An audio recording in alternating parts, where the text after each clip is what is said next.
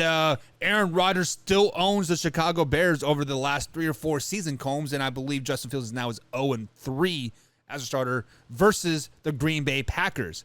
So you sat here and you said, Justin Fields is our guy. He is the future. He's a franchise quarterback. The heavens have opened and they delivered in the Chicago Bears. Way or no way, Combs, the Chicago Bears missed on Justin Fields.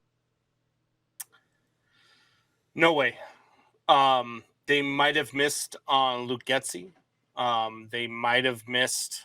They definitely missed on Matt Nagy. There were so many things, and I've been listening to it all week on Chicago Sports Radio, and it's driving me nuts, right? Like, I'm listening to all of these experts talk about how Justin Fields this and Justin Fields that. Maybe he's not the quarterback. Maybe they don't trust him. Maybe this, maybe that, right? So he was 9 for 11 the other night. 11 pass attempts, completed 9 of them. And the 2 incompletions was a drop ball that hit Cole Kmet right in the hands, right in the chest. And the other one was a deep pass that they went to Mooney on. And I want people to go back to that play and watch the route. Because I said this while I was watching it live. It was me and Michelle watching the game downstairs. And I said, boy, he stopped running. He was running his route. And I don't think the play was designed to go to him. Because he starts slowing down, but he beat his defender. And there was no safety behind him. Justin Fields sees this. It's like, oh, I got him. Throws the ball up. And then he looks back to see the play Mooney does as he has this guy beat, but he's slowing down. And it's like, oh, crap, he's throwing me the ball. It has to speed up again. And then the ball looks like it's overthrown. Like, those things right there to me are not Justin Fields' problems. Those are problems of players not finishing routes, players that you trust to catch the ball, not catching the ball. Only the other problem that I had with what they did was how effectively we were running the ball with David Montgomery. You didn't utilize the run pass option, which Justin Fields, it's a huge strength for Justin Fields. You didn't go to the a whole lot of play action, which again would have helped Justin Fields because how effectively you were running the ball. The lack of play calling to put Justin Fields in a successful situation is mind-boggling to me. And I keep hearing people say, we missed again. One of my coworkers he comes to me and he's like, dude, they missed again. I said, no, they didn't. They didn't miss.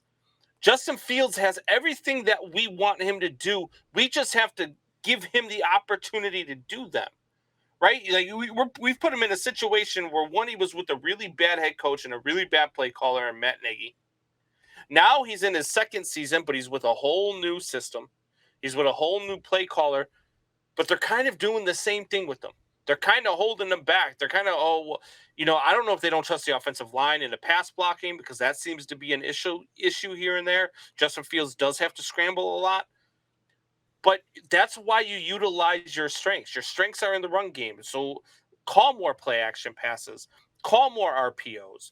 Do the things that will put Justin Fields in a position to be successful, and you're going to win more games. Or you do what you did the other night, and you get down to the goal line, which, it doesn't really matter at the end of the game, but that was a touchdown on the goal line.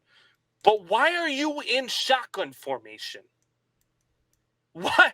Like if you want to get cute, if you want to be the smart guy in the room, right? You want to try to some foolery. You want to give them the element of surprise. That's when you run a play action pass from under center. And then the element of surprise will be there because you got there on 9 straight plays of running the damn ball down their throat. And then you lined up in shotgun formation on 4th and inches from the goal line. Terrible play calling. They did not miss on Justin Fields. Justin Fields is doing everything he can to win football games. But they're not putting the team in a situation to win football games. That's the problem. It's not, again, not a Justin Fields problem, but a coaching problem. I say here, I soak up everything that you said, and I look at the poll over here on youtube.com/Ben Hour that we had going. The simple question is Justin Fields a bust? 62% of the people said yes. And I'm kind of on the boat of the yes right now, Combs, not because of Justin Fields is a bad player. Do not get it twisted. Why did we think Trevor Lawrence was going to be a bust in the NFL? Because Urban Meyer was his coach. That's why I thought Trevor Lawrence was going to be a buzz in the NFL. He's looking a lot better now that he has a new offense and a coordinator and people are healthy, and he looks a lot better. He looks a lot more improved. But when we go to the Chicago Bears, this is the issue with Justin Fields and the Chicago Bears right now.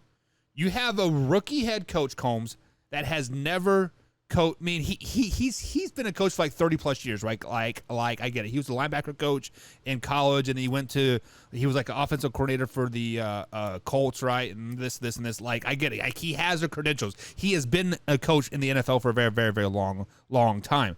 But as a NFL coach, as a head coach, it's a whole new ball game. Now you got to worry about special teams. You got to worry micromanaging this, and this. Are the balls inflated right? Tom Brady, you have to worry about so much other crap that you didn't have to worry about before. And then you have to take your second-year quarterback and place him under your wing as well. So there is so much growth that has to happen in Chicago right here, right now. And that first week gave you guys that false hope. Like, man, maybe we are going to be a 9-win team. Maybe we are going to make the playoffs. Maybe this, and this, right? But then you come back to play the Green Bay Packers. You come crash it back down to reality. And the point of the matter is Justin Fields will not be a bust if the offense can figure itself out. If it can get out of his own way. That's the biggest hurdle. Now, if the offensive play caller, is it Eberflus that calls the plays, or who calls the plays? It's Luke Getsy. Okay, well, if Luke Getsy doesn't figure out how to appeal to the strengths of his team, Justin Fields will be deemed a bust and probably out by next year. The Bears in 2 weeks. Thank you for checking out that man-hour clip. Be sure to hit the subscribe and like button and below, and of course, share this with a couple friends. But if you like what you just saw, click right here to check out our latest video, and of course, click right here to subscribe. And as always, Man Hour Nation, rise up.